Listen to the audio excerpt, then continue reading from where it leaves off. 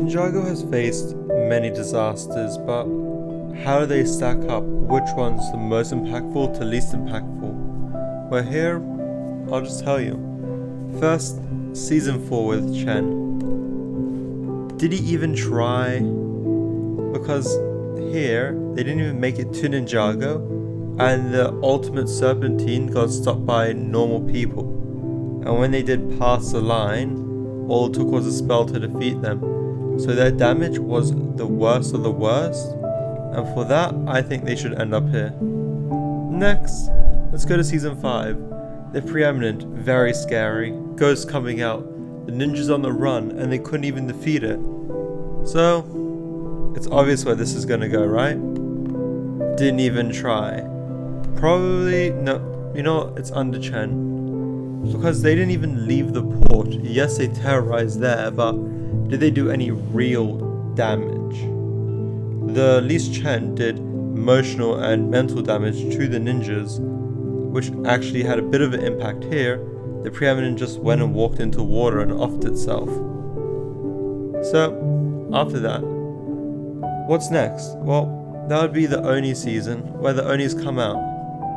And what would you rank it? Because it was only 4 episodes, and yes, it did cover Ninjago and freeze them, but that's happened a lot. And then they always get stopped, and here they got stopped after 4 episodes, which makes me think they didn't have much of an impact. So, it's basically there. They didn't fail because they did take over Ninjago, but I feel like they didn't almost win at all, because they got stopped by the Tornado of Creation. So after that, it's actually a better season, which is Season 9, where the ninjas actually are trapped in the Oni realm, and Garmadon has taken over Ninjago and causing complete destruction everywhere. So for this, I'd go max destruction, but after what I've seen from some other seasons, you know, it can go max destruction, as he did win, and they did take over, and they actually caused a lot of harm, mental damage, and probably some PTSD. So where does Season 3 rank? Where the Overlord finally became real, you can call it, but he got literally defeated instantly. So he wasn't even basically there, he literally failed at everything. In 8 episodes, he became arguably his most powerful form at that point. Well, not arguably. Yeah, actually no, arguably, since the dragon could have been more powerful, but he literally lost to a ninja just holding the sides. So, what about the very beginning, Season 1 with the Great Devourer? The Great Devourer made it to Ninjago City, and even killed Harumi's mum and dad, so surely it ranks somewhere, right? Before that, it's basically there. It got stopped as soon, basically, as it got to Ninjago. I'd say it's under Season 10, because Season 10 made more disasters, but it's basically there because it did kill a few people. So, what's next? You see this miniseries? I like to combine the miniseries with the other season, so this goes NA. The specials also not included. And the Dark Island, again. These I've just all combined with this season that it comes from. So Season 6 was Ninjago. Although they didn't actually take over Ninjago, to make Ninjago they needed to take land from Ninjago, causing a lot of displacement and damage. And if it wasn't for Jay wishing for everything to never happen and Nia for just to take his hand at the end, he would have won. So I'd say almost won, as he was just at the finish line, but got shafted by the ninjas. So Season 11 with Asphera and the Ice Emperor. If you're just including the Asphera part, I'd say failed. Or, yeah, failed, because she did cause some damage to Ninjago, but the Ice Emperor puts it all the way up to max destruction, as I'm pretty sure he was there for 50 years, causing destruction and damage, and he throws the realm over. Well, maybe not the whole realm, because he did talk about moving to a better part, but imagine people living in constant fear for basically their whole life. I would actually say it's above Season 9, as everyone had to live in fear of him for so many years. And then we get to Prime Empire. If you include how much destruction they did to Ninjago, and all the steps it took to get there, I would say failed. Because it didn't even try because there was damage to Ninjago. People did get hurt and buildings did get destroyed. But it's finished so fast that I can't even say it was basically there. Barely anyone was harmed. And that brings us to the next one, Dragons Rising, the first season. And due to Empress Beatrix and all the fun stuff she did in that season, it has to go max destruction. I'm joking, it's almost there, but above season 6. Because the realms didn't actually get destroyed, but she was almost there, so close to destroying everything with her realm gun.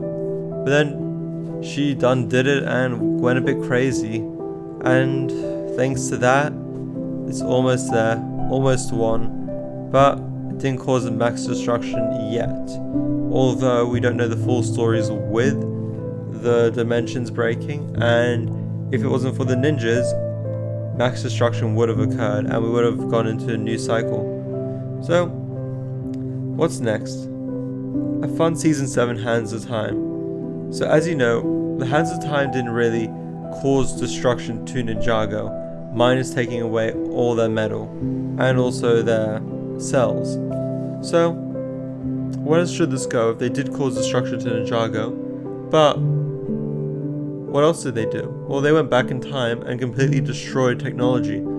So they were so close to winning, and that's why they'll go here, almost won, as I feel like they didn't really cause destruction because they did get stopped, and even if they didn't get stopped, I think that would call for max destruction, as I feel like they weren't really killing anyone and destroying people. It was just that they didn't like what was happening. But for everything that's gone on, I don't think it's bigger than the realms, but they did almost win, and for that they earn this spot right here. What about season 8, Hands of Time? Hands of Time, of course, comes before season 9, where the ninjas are thought to be squished, and everyone thinks they're gone. And now Lloyd has to face the consequences of his actions, which is removing the mask. But did destruction actually occur? Because yes, they did win, but destruction hadn't occurred.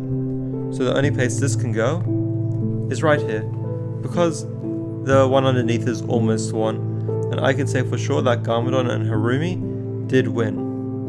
So what about season 13 with Shintaro? I'd have to say it's not an A because it's a proper season. It's not didn't try, because even though they didn't cause destruction to Ninjago, they still enslaved all the ninjas, enslaved the M's and G's for so long, forcing them to bind Vengestone, which had a big impact in the Crystal King saga.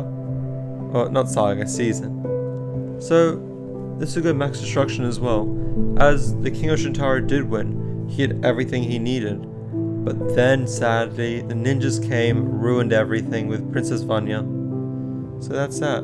So what about the day of the departure? Well, again, this has to go NA. No matter where I look, I can't find it. And it frustrates me. And that's why I haven't seen it. Otherwise, I would definitely rank it somewhere. So about season 2. Garmadon gets his big stick. The Overlord comes back and takes over Garmadon's body. And they almost win. All the ninjas are corrupted. And Lloyd, if he didn't turn into the Golden Dragon, would have lost. And all of Ninjago would have been finished. And for that, yeah, I think almost one right here works, because almost all of Ninjago did get, actually no, hit. Because Hands of Time, they did actually change Ninjago, where in season 2 with the Overlord, he almost changed Ninjago. He was so close, but just didn't win. So, if we talked about this, none of them have really led to the destruction of people, except for season 11. So obviously season 14 has to go somewhere amazing because of the horrible thing that happened, which was the flood.